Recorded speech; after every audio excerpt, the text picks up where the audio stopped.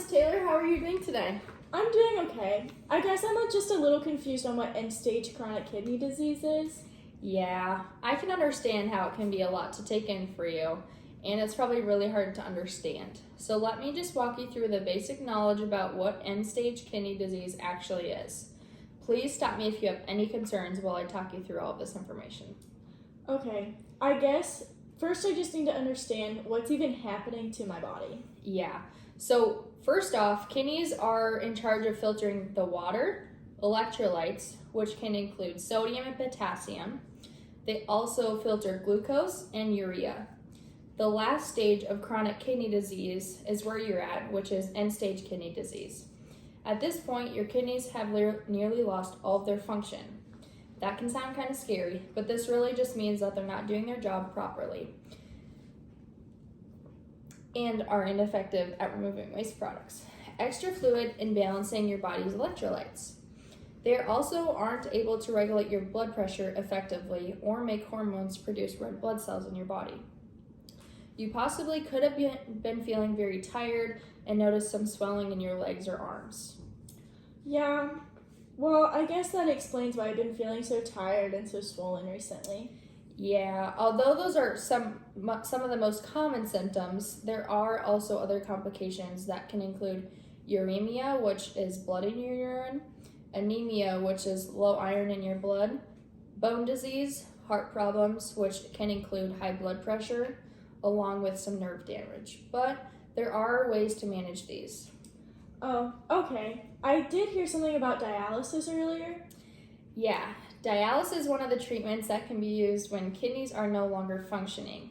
You will be starting hemodialysis, which is a process that cleans your blood by removing all the waste products, toxins, and old excess fluid that your kidneys aren't able to filter out anymore. This treatment is done a couple of times a week, and each treatment normally can last about 3 to 4 hours. How does it filter my blood? How does my blood leave my body and get back in?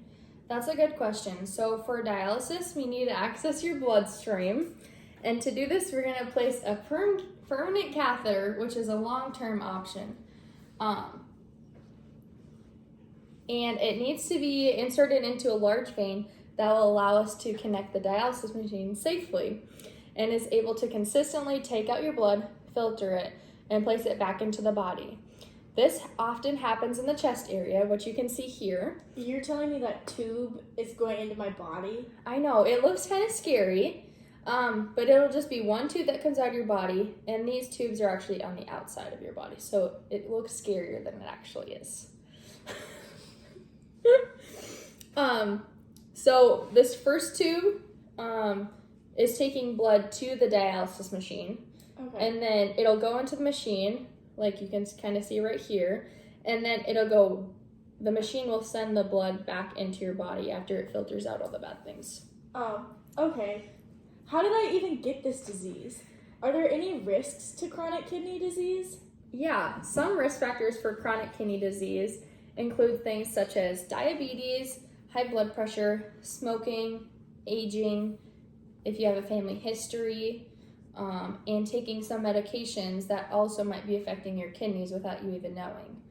As for some complications, fluid buildup may occur, and you can see that by the swelling in your legs or arms, or swelling can also occur in your lungs.